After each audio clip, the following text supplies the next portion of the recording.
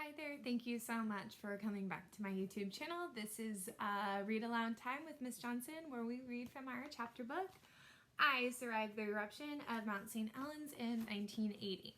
So right now we're just following along with our characters. There's been some earthquakes happening, and we have this Dr. Morales who thinks that Mount St. Helens is going to explode.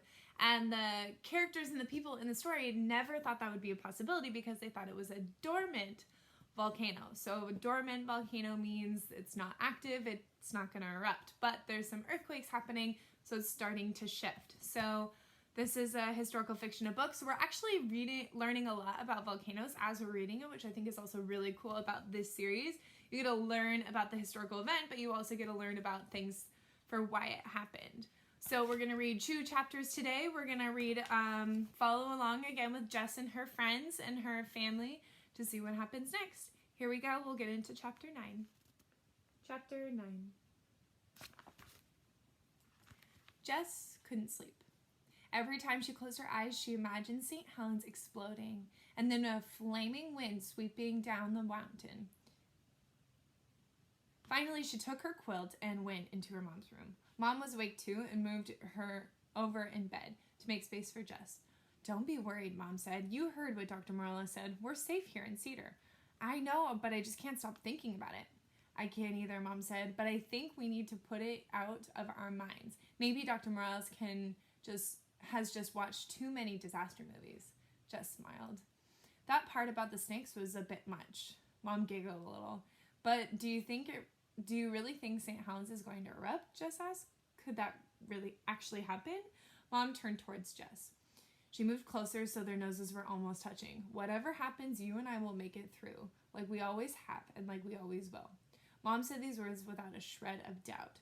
Jess looked at Mom. She still needed to tell her about the camera, but suddenly Jess was too tired. She closed her eyes, and with Mom's calming words whispering through her mind, Jess fell asleep. The next morning, Jess and Mom had barely finished eating breakfast when the twins came barging through the door. "We're in the newspaper," Sam cried. "We are?" Jess said in surprise.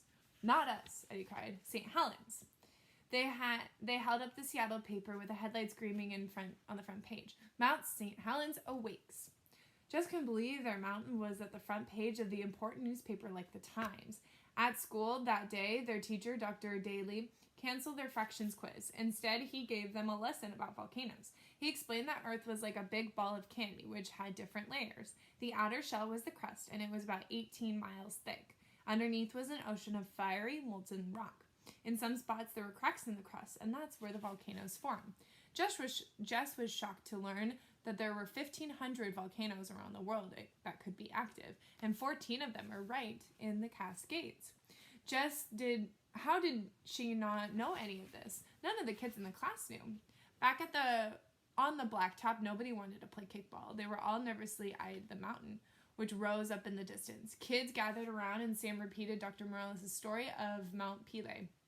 He explained about the warning sign, the rotten egg stench, and the sulfur gas, and the mudslides, and of course, the pit vipers.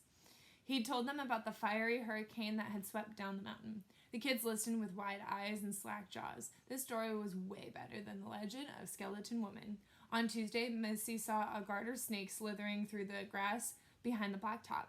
"It's a pit viper," she shrieked. Other kids freaked out too. It took Mr. Daly the rest of recess to calm them down and to convince them that there was no pit vipers in Washington State or anywhere in the United States.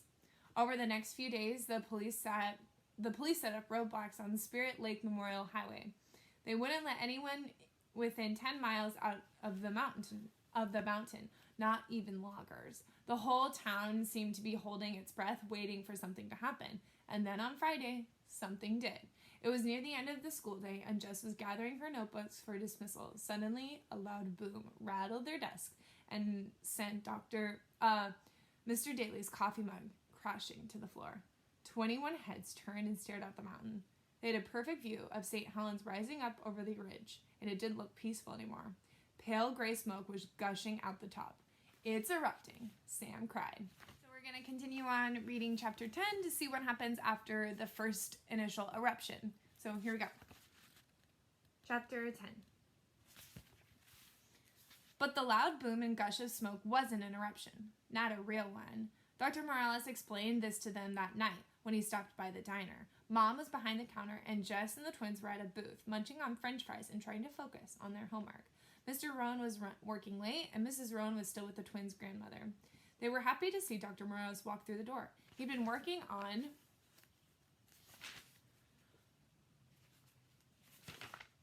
the mountain all day and was heading back to his lab in Seattle.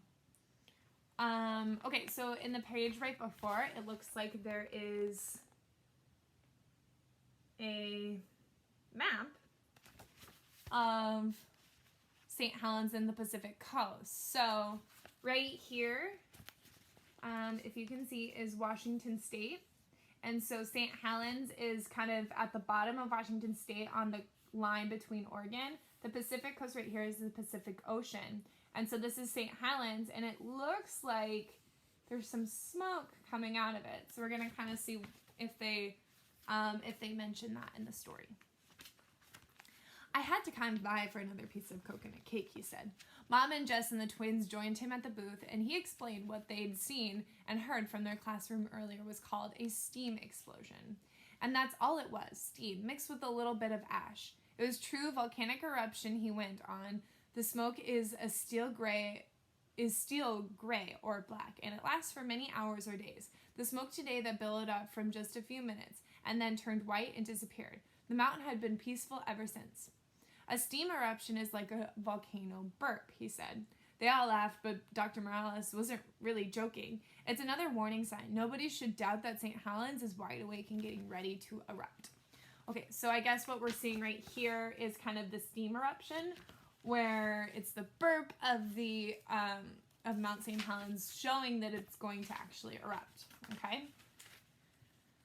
There were more steam explosions as the weeks passed. Some lasted for hours. St. Helens was front page news every day. Some nights, Dr. Morales was actually on the TV news, giving updates along with other scientists who were closely studying the mountain. The twins went bonkers every time Dr. Morales' familiar face popped up on the screen. There he is, they'd shout. But for Jess, it was better to see Dr. Morales in person, and her heart always leapt a little when he appeared at Clive's. He came in once or twice a week on his way to and from the mountain. Mom would pile a plate high with his favorite fried chicken and homemade noodles. And between bites of food and sips of coffee, he'd tell them about his work on the mountain. To Jess and the boys, his stories were like scenes out of a thrilling action movie. A helicopter pilot would fly him up to the top of the volcano and summit. Those steam explosions had blasted through hundreds of feet of rock and ice. There was now a huge crater at the summit. It was thousands of feet wide and hundreds of feet deep. The helicopter would hover above the summit, and Dr. Morales would hop out. He'd scoop up the ash from the crater and gather samples of gas seeping out. You actually go in the crater? Eddie asked in astonishment. I go to the edge, Dr. Morales said. I can only stay for a few seconds because it's so hot, and I have to get away quickly because of steam explosion happening while I'm there. Well, you'd be toast, Sam said. Sammy, Mom scolded.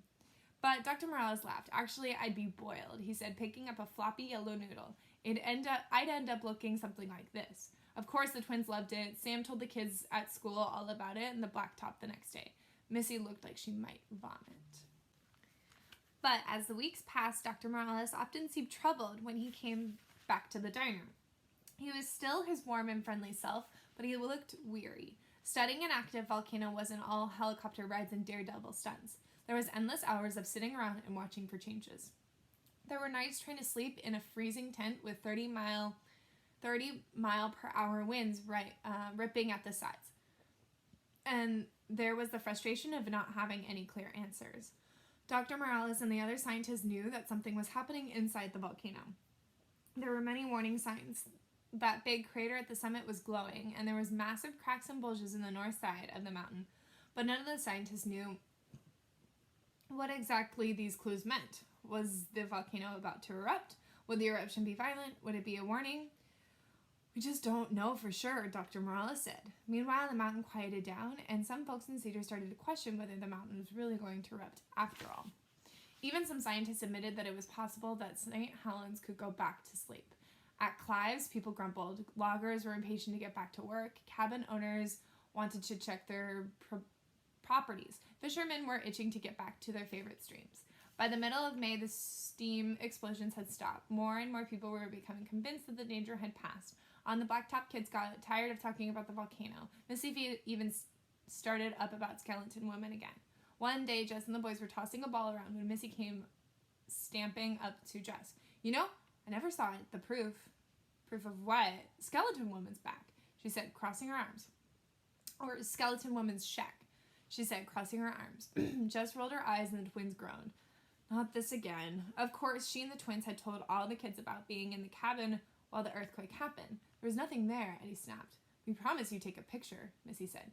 She tried, Sam said. Eddie and Sam started bickering with Missy, but Jess was no longer listening, because all she could think about now was Dad's camera.